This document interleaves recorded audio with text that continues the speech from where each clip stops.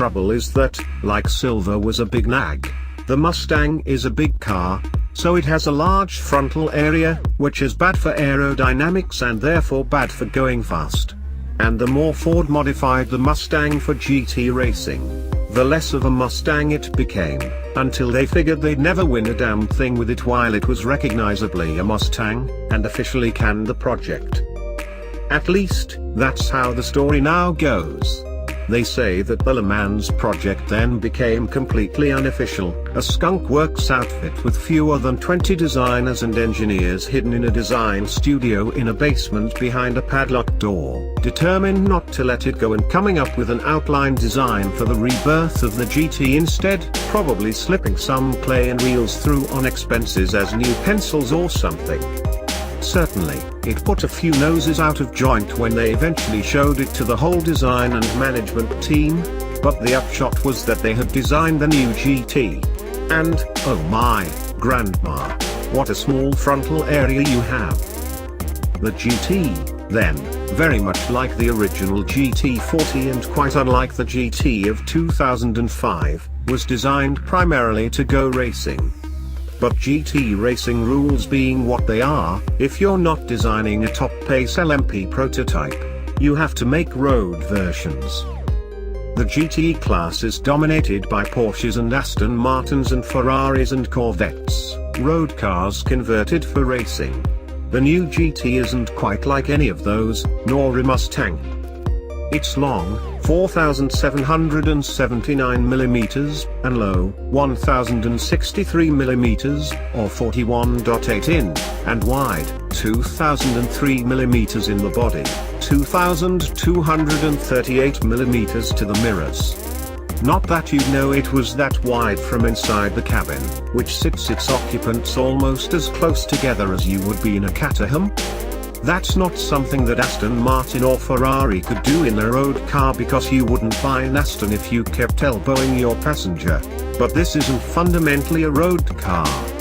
That's a theme you might notice we keep coming back to.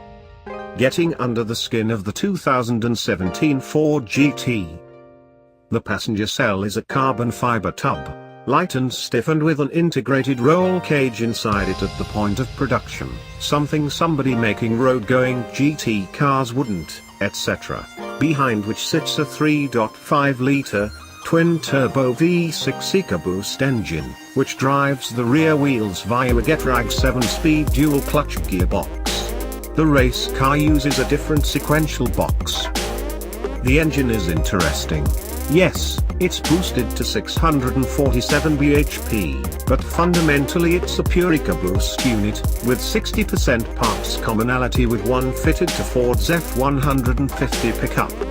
The Quick Raptor F-150, but still, a pickup. That's one of the ways Ford has justified the GT's cost. It says racing will improve the breed. That old chestnut. With the GT 41.8, I think it's true. Because it's a V6, the engine is relatively compact, wrapped close by bodywork, but the air into it takes a complicated route, coming in at the rear and channeling under the lower bodywork to the turbos, before being scooted back to the sides, up through those visible intercoolers, and then ducted across the buttresses to the inlet manifold. Ford tested the engine in a North American IMSA GT race car and discovered it kept blowing head gaskets and ruining heads.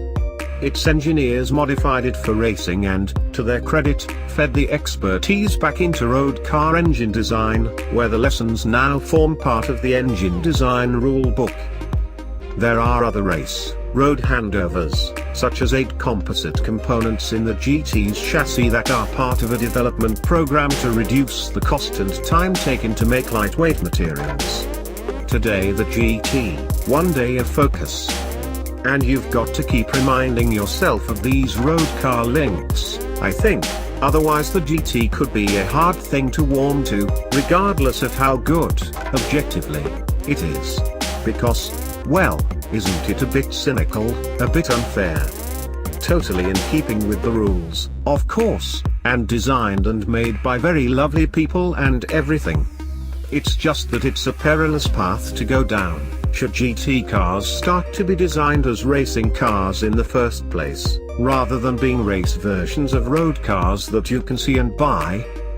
Look at it this way, GTE regulations have this thing called the balance of performance, BOP. It's designed to equalize the top speeds of the cars and keep the competition fairer. And while a GT makes 647 bhp in road trim, the BOP limits the GT's power to less than 500 bhp as a racing car. Yet it still wins. If the GT's boost was allowed to be turned up fully, it'd be closer in speed to an LMP car than the rest of the GTE category. Of course, it would.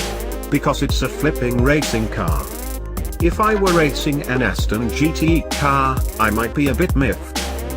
What that also means, though, is that there's an inordinate amount of technical goodness to get immeasurably excited about. Would a pure road GT car be given a carbon fiber dashboard that is a structural component and also channels ventilation air through it?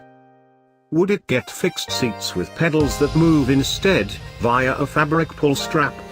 Would it be given a rear wing that not only moves up and down but also has a movable lower edge so that, in some positions, it makes lots of downforce but, in others, reduces drag? Would they make the suspension's lower arms so long, and fit push rods with inboard springs and dampers, to clear as much of the underbody as possible of mounting points so they could work on the aerodynamics? And don't get me started on the suspension itself. Actually, there are two springs at each corner, a coil spring and a torsion bar. This two-height suspension system that uses both springs in normal mode. But if you put it into track mode, the coil spring is compressed and locked out hydraulically, but dropping the car 50mm to a 70mm ride height, whereupon the spring rate doubles. When I say the suspension drops, oh man, does it ever drop? You might have seen or felt a supercar's nose lift gently via an electronic motor, or an air-sprung 4x4 rise as its chambers are pressurized. None of that nonsense here. You switch to track mode, or push the nose lift, and in the time it takes to say PSSHT, so the GT has dropped or lifted, like a race car being hoiked on its edge axe. It's mega. Too unrefined for a conventional road car, no doubt, but mega nonetheless. It's powered by a pump that also moves various spoilers and feeds the hydraulically assisted steering, which, once you've found yourself a decent driving position, the scuttle is low and so is the roof, so you don't feel dropped on the ground in here, is pleasingly hefty in weight, and calm at 2.5 turns between locks. Opening up the Ford GT's sizable taps. Turn the plastic dial to D, one of many interior plastics that would be too shonky for a Ford city car, let alone a luxury Grand Tourer, and tickle away. The engine is audible and the stiff passenger selects as an echo chamber for road noise. So far, so racing car, but the ride is just astonishingly comfortable. Now, that's the sort of thing that gets written about sports cars sometimes. I've said it about Lotuses and McLarens, and they are really very pliant indeed, until you step back into a Mercedes-Benz E-Class. But they have nothing on the GT, which has a level of composure, that balance between ride and handling, that I'm not sure I've better experienced in 20 years of road testing. It's so compliant, yet there's so little roll, and body movements are so well controlled, that is genuinely astonishing. What that doesn't equate to, necessarily, is making the GT a thoroughly entertaining road car. Which is odd, because it should. But while the GT's steering is pleasingly heavy and linear and self-centers as it ought to, it doesn't feed back loads of road feel and nor does it gain much extra weight as you push into corners. Most road cars let you know you're building cornering force by giving you some steering weight to lean on, a bit of reassurance, but that's missing here. That the GT is quick between points isn't in doubt, and it is satisfying, too, because it's agile, predictable and responsive. I even like the noise. It's a gruff note, a bit unsophisticated and gravelly, to the extent that, say, Aston or AMG wouldn't let it out of the factory that way, but it's an honest, effective noise and it comes with minimal lag. In sport mode, there's a very effective anti-lag system, too, and an extra kick in the back from 5,500 revolutions per minute to 7,000 revolutions per minute to make it feel as fast as the claimed sub 3.0 seconds to 60 miles per hour and all in 216 miles per hour. But with its phenomenal mechanical grip limits, absence of roll, and the slightly over-servoed brakes on our test example, it's not as communicative a road car as, say, an Aston Martin V12 Vantage S or a Porsche 911 GT3. Not by a distance. Maybe that's because, perhaps inevitably, what you need to do to get the best out of it is to drop the suspension in a moment, feel the spring rate double and get the hell onto a circuit. And here, yes, the GT makes every bit of sense of its mechanical layout. Despite the ride height drop and spring rate change, there's still sufficient softness here to attack curbs. That damping really is extraordinary, and it's a reassuring and pliable enough supercar that after just a few corners, you'll be happily doling out the full 647 bhp onto the next straight and leaning heavily on the carbon ceramic brakes into corners. The line is adjustable. There's a little understeer if you let it drive, but it's easily quelled and there's oversteer on the way out of a corner.